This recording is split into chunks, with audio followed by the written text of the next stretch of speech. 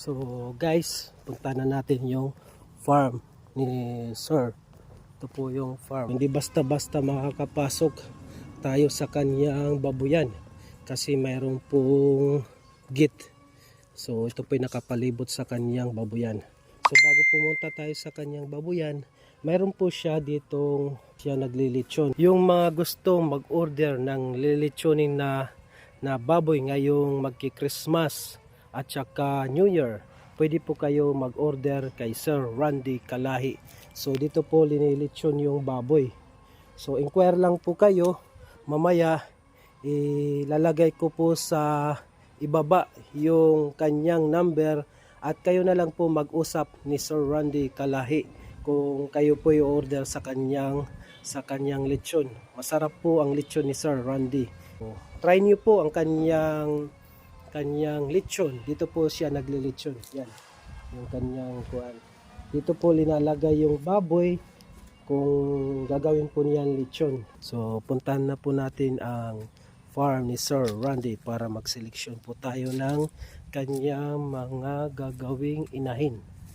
So guys, tayo po yung naka-gloves para iwas sa contamination, contact. So, kumpay, yeah. Papakita to ni Sir. Papa-seleksyonan ko aniya imo naranayon. Dua man ko no. Dua. Oh. Adi kuya kuan si kuya yung caretaker ng farm ni Sir Randy Kalahi. Ano pa to ngaray mo? Yeah. Alvin. So si Boss Alvin. Si Boss Alvin yung farm manager dito sa farm ni Sir Randy. So, pasok po tayo. Ito po. So kung mapapansin nyo mga sangkay, yung farm, yung maganda pong klase. So kung napansin po nyo, ito po yung mayroong net sa kanyang palibot para hindi makapasok yung mga ibon, yung manok, aso at iba pang klase mga insekto na pwede pumasok. Ito po mga sangkay, meron po siya bupot-bat pero hindi pa siya naglagay. Pero sigurado safety po yung kanyang farm kasi silang lang po yung pumapasok dito, wala pong pumapasok iba. So tayo din, nakapot-bat na po tayo, naglagay na po tayo sa ating boots ng disinfectant, yung Majority. Ito, wala po nakalagay. So, ito. Unifeeds po. Ito mga sangkay, unifeeds po ang gamit niya. Ito po yung kanyang timbangan ng baboy kung bibenta yung kanyang baboy. Ginagawa po ni Sir is bumibili po siya ng mga big na kakatayin niya o gagawing lechon. Ito po yung gagawing lechon po ito ngayong December. Ito, lechonin po ito.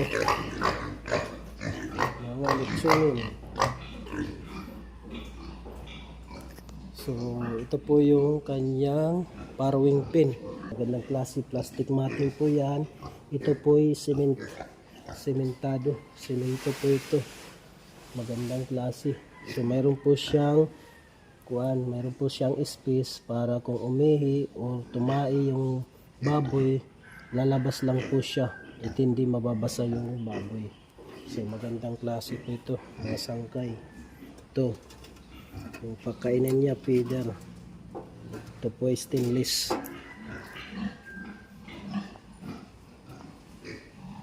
Hay natin papapili ni Sir. Papapili. Ito yung gamit nilang feeds, mga sangkay. Gamit na feeds nila is unifeeds.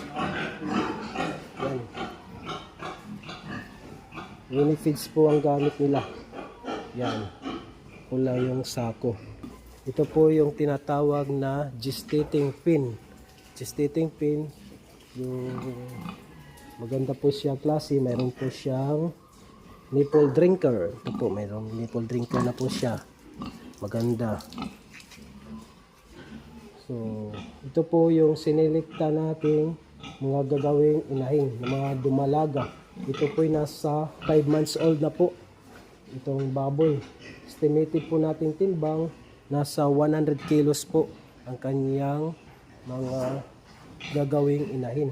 So, dapat po, kung tayo po'y bago pakasta ng ating baboy, dapat yung edad po ng baboy is nasa 7.5 to 8 months old. Nasa 120 to 130 kilos po yung timbang ng baboy. Para sakto po kung tayo po yung mag-breed. Ngayon po, mayroon po siyang fattener na ipagbibili ngayong katapusan before New Year.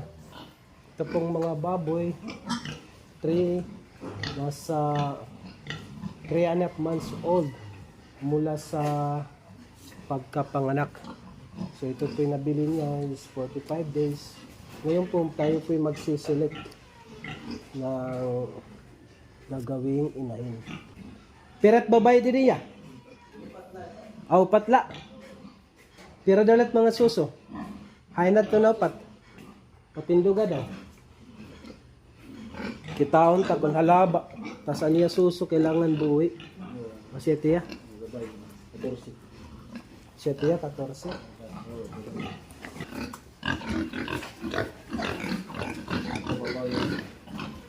14. Malapit na sila.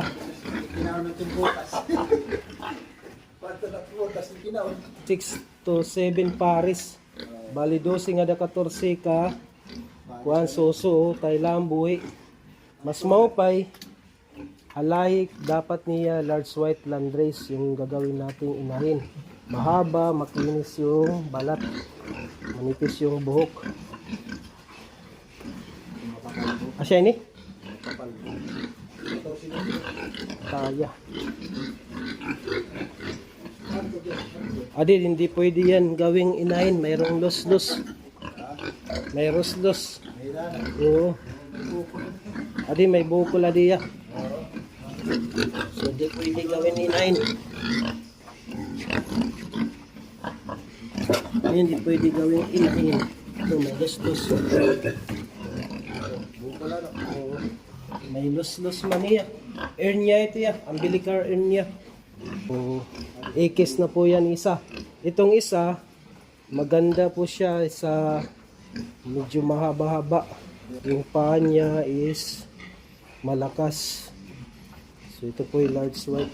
Large white po siya. May halo siguro durok. Kaya may brown. Na po nating seleksyon. Ito po yung nasa 4 to 6 months old. Kung tayo po yung magsiseleksyon ng gagawing gelts, gagawing inahin. So yung perta po niya is maganda po, hindi po salod. Hindi po salod.